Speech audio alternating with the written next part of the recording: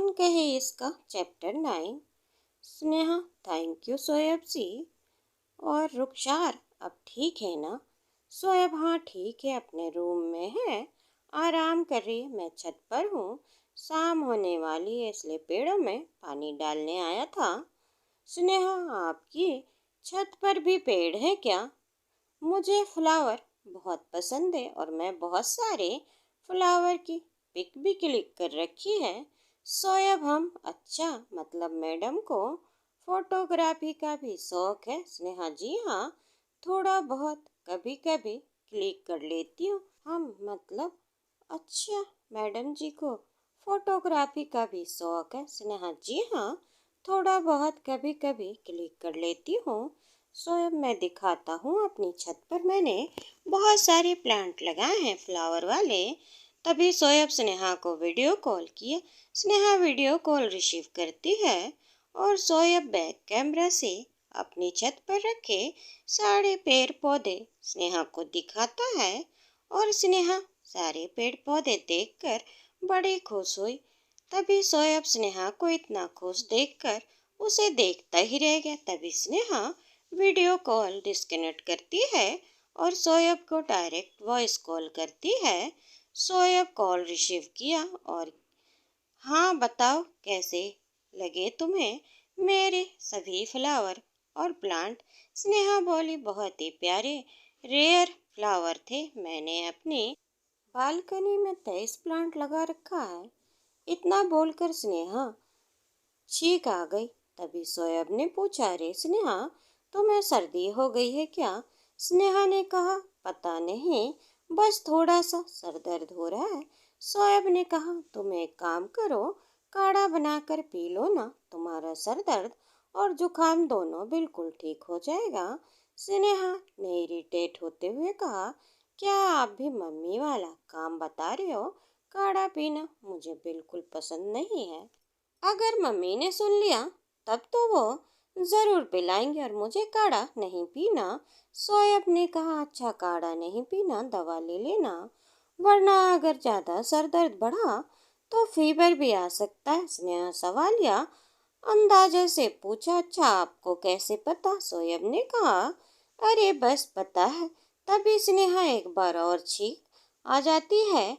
अच्छा सोएब जी, मैं आपसे बाद में बात करती हूँ, बाय। सोएब ने कहा, ओके बाय, टेक केयर और मेडिसिन ले लेना। ओके, स्नेहा ओके बोली और उसने फोन कट कर दिया। कुणाल अपने घर पहुंचा और अपने कमरे में जाकर चेंज करने के लिए वॉशरूम में जाने लगा। तभी कुणाल का फोन बजा और कुणाल बाहर निकलकर फोन उठाता है। कुणाल ने देखा फोन प्रिया का है। कुणाल जल्दी से फोन उठाता है और कहा, हेलो, क्या हुआ बेबी? प्रिया ने कहा, तुमसे कहा था ना, घर पहुंचकर बात करनी है, कॉल करना, मुझे तुमसे बात करनी है, लेकिन तुम्हें जैसे कुछ समझ में नहीं आता और फिर बाद में कहोगे कि मैं लड़ाई शुरू करती हूँ। कुणाल ने कहा, अरे यार, मैं ऑफिस से निकलने में लेट हो गया था, जस्ट अभी 10 मिनट पहले घर पहुंचा हूँ और अभी वॉशरूम में ही था, तभी तुम्हारा कॉल आ गया।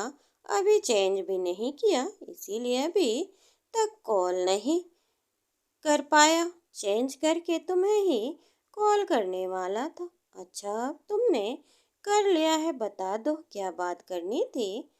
प्रिया ने कहा, कितने दिन हो गए हैं हमें मिले नहीं हैं, संडे को मुझे तुमसे मिलना है और तुम कोई बहाना नहीं बनाओगे, समझे? कुणाल ने कहा, ठीक है, वैसे भी संडे को फ्री ही रहूँगा, संडे को ऑफिस भी नहीं जाना होगा। अच्छा ये बताओ, कहाँ मिलोगी? प्रिया खुश होते हुए कहा, पहले मूवी चलेंगे, उसके बाद रेस्टोरेंट जाएंगे, फिर पार्क में घूमेंगे, उसके बाद तुम मुझे घर ड्रॉप कर देना और मुझे तुमसे बहुत सारी बातें करनी है, समझे मेरे पगलू राम? कुणाल ने थोड़ा सोचते हुए कहा, मूवी ना चलो यार, संडे को सुबह रेस भी है, इसीलिए शायद मूवी कैंसिल करनी पड़ेगी, बाकी रेस्टोरेंट और पार्क पक्का चलेंगे। Okay bye baby. प्रिया नाराज होते हुए उसने कहा, कितने बहाने बनाने लगे हो, आजकल तुम जब देखो तब कोई ना कोई बहाना बना ही लेते हो। नहीं मिलना है तो तुम्हें साफ साफ ही मना कर दो ना, इतने बहाने मत बना। मैं घर से तुम्हारे लिए पूरा दिन ले लिए आ रही हूँ, लेकिन तुम्हें अपनी रेसिंग की पड़ी है। रहने दो, कोई जरूरत नहीं है मिलने की। कुणाल ने कहा, अरे यार, मैं आकाश को हाँ बोल चुका हूँ। सारे फ्रेंड को आकाश ने रेडी करवा लिया है। अब अगर मैं रेसिंग के लिए नहीं गया, सब मेरा मजाक बनाएंगे। प्रिया ने कहा, हाँ ठीक है, रहने दो, मैं समझ गई। तुम सारा दिन अब रेसिंग ही करना, कोई जरूरत नहीं है मुझसे मिलने की। चलो फोन रखो, अब बाय। कुणाल ने कहा, यार तुम कितना रूड हो गई हो, जब देखो तब बस गुस्सा ही दिखाती। तुम्हें तो जैसे कोई बात समझ में नहीं आती, बस अपनी ही बातें मनवाने में लगी रहती हो। बता चुका हूँ तुमको, पापा ने जब से ऑफिस की जिम्मेदारी दी है, तब से मेरे पास वैसे ही टाइम नहीं रहता। ऊपर से काम का इतना टेंशन रहता है।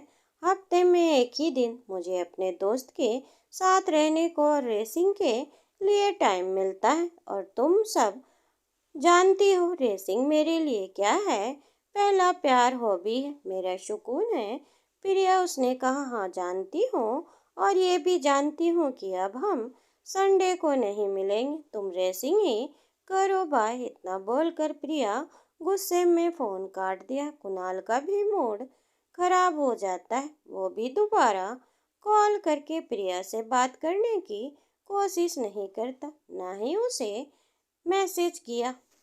रात में डिनर के बाद कुणाल वहीं बेड पर फोन पटक कर बालकनी की तरफ चला गया और बालकनी में पड़े झूले पर बैठकर आंखें बंद कर लेता है और सोचता है, पता नहीं क्या हो रहा है आजकल, कुछ समझ नहीं आ रहा। कोई मेरी फीलिंग समझता ही नहीं। पता नहीं प्रिया को क्या हो गया है, जब देखो तब बस से लड़ाई करने के बहाने ढूंढा करती है। नहीं करूँगा मैं भी उससे कोई फोन, उसने खुद ही ने फोन काटा था। यही सब सोचते सोचते कुणाल झूले पर ही सो गया।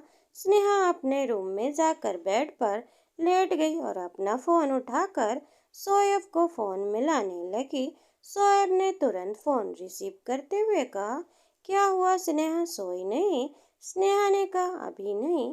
वैसे आप बताइए, रुखसार कैसी है? शोएब ने कहा, रुखसार का दर्द की वजह से काफी परेशान थी। अभी मैं उसे रूम से ही आया हूँ, उसे भी दर्द बहुत हो रहा है, वो सो नहीं पा रही है। उसे पेन किलर देकर आया हूँ। स्नेहा उसे कहा, अच्छा, मतलब कल तक रुखसार का दर्द ठीक होना मुश्किल है? शोएब ने कहा, हाँ, दर्द उसे बहुत हो रहा था, सुबह तक देखता हूँ।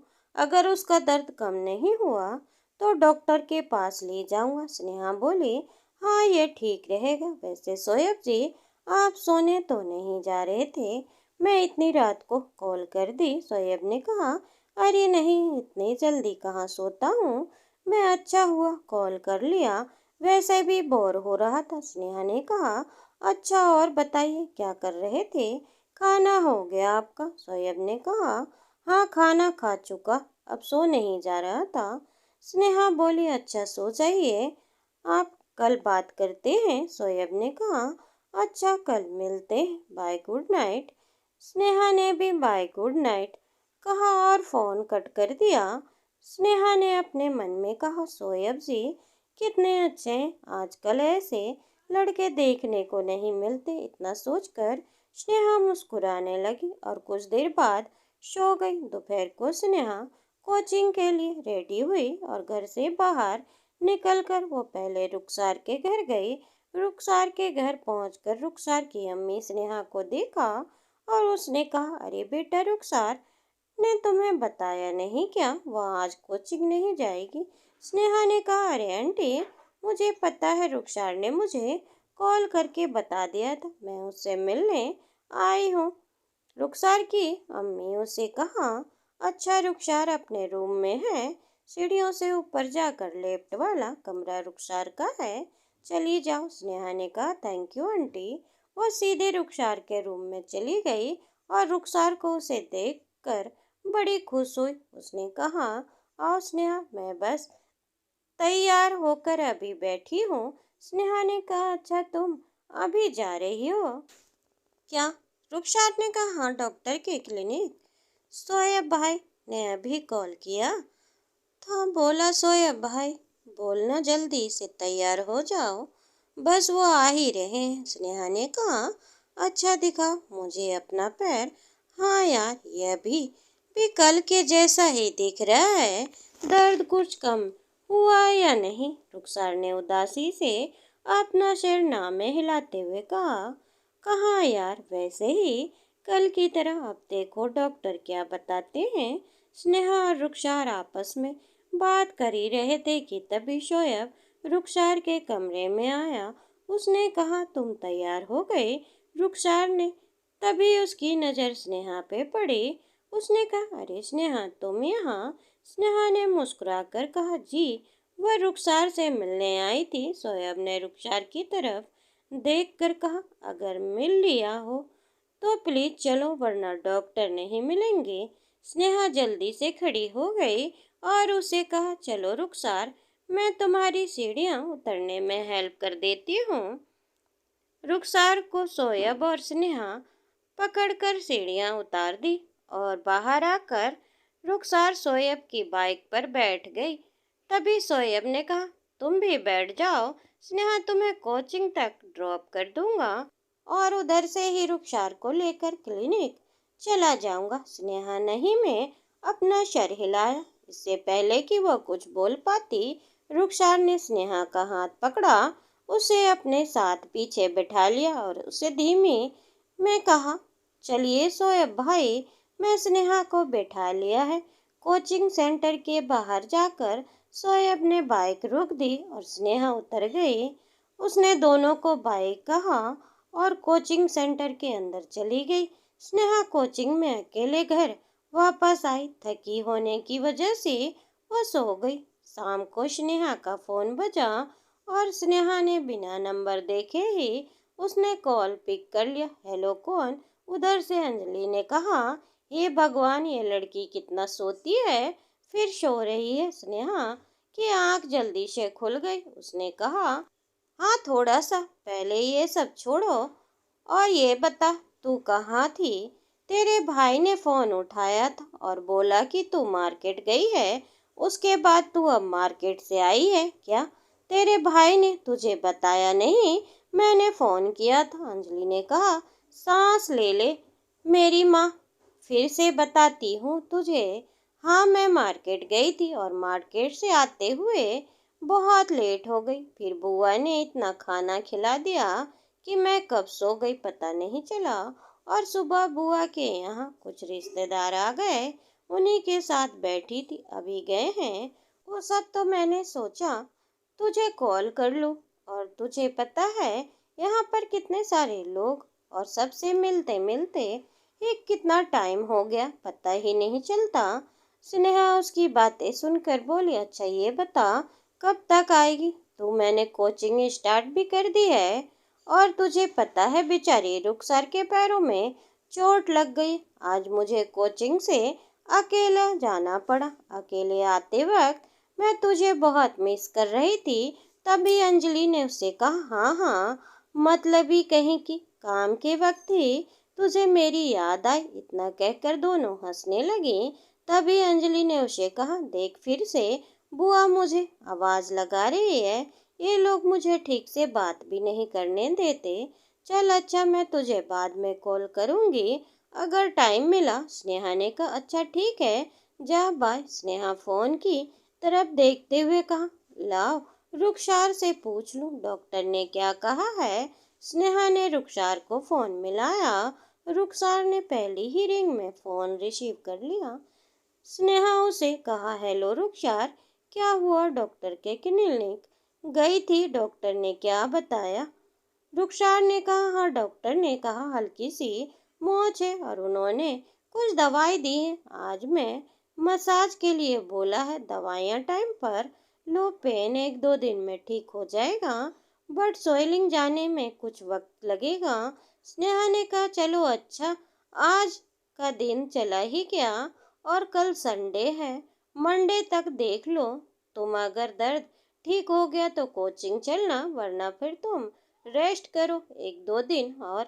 स्नेहा ने कहा हाँ सही कह रही हो तुम, मंडे तक मैं तुम्हें बताती हूँ मैं चल पाऊंगी या नहीं। स्नेहा ने कहा हाँ ठीक है, बाय टेक केयर। रुखसार के बाय बोलकर कॉल कट कर दिया। तभी स्नेहा की नज़र अपने रूम की बालकनी के फूल पर पड़ती है और स्नेहा बालकनी में गई और वहाँ के फूलों की पिक क्लिक करने लगी और सारी पिक क्लिक करके सारी पिक्स शोएब के व्हाट्सएप पर सेंड कर दिया। कुछ देर बाद स्नेहा का फोन रिंग करता है। स्नेहा जैसे ही फोन उठाने चलती है, फोन कट जाता है। स्नेहा ने कहा अरे ये शोएब जी का कॉल था, लेकिन शोएब जी ने मिस कॉल क्यों किया, पूरी कॉल क्यों नहीं की। तभी स्नेहा जल्दी से व्हाट्सएप ओपन करती है और शोएब को मैसेज करने लगी। स्नेहा आपने कॉल की थी क्या शोएब जी। शोएब सॉरी यार स्नेहा, वो धोखे से टच हो गया था तुम्हारा नंबर, पर वैसे भी अभी अपने फ्रेंड से बात कर लूँ, उसके बाद तुमसे बात करता हूँ। ओके स्नेहा ओके ठीक है। इतना बोलकर रूम से बाहर निकल गई, मम्मी के साथ बिजी हो गई। कुछ देर बाद स्नेहा जब वापस अपने रूम में आई और उसे अपना फोन देखा तो शोएब के 2 मिस कॉल देखकर स्नेहा अपने मन में कहा अरे यार मुझे फोन का ध्यान ही नहीं था, फोन यहीं रूम में छूट गया। देखो शोएब जी क्या सोच रहे होंगे। स्नेहा यह बात सोच ही रही थी कि उसका दिल बेचैन होने लगा। उसने अपने मन में कहा कॉल करूं या ना करूं। तभी स्नेहा ने जल्दी से शोएब को मैसेज करते हुए कहा अरे शोएब जी ऑनलाइन है, मैसेज ही कर देती हूँ। स्नेहा सॉरी शोएब जी, मैं नीचे किचन में मम्मी के साथ काम में बिजी थी, इसीलिए आपका कॉल रिसीव नहीं कर पाई। दोस्तों उम्मीद करती हूँ आपको कहानी पसंद आई हो। कहानी पसंद आई हो तो वीडियो पे लाइक और चैनल पर नए हो तो चैनल को सब्सक्राइब करें और कमेंट करके हमें बताएं आपको कहानी कैसी लगी।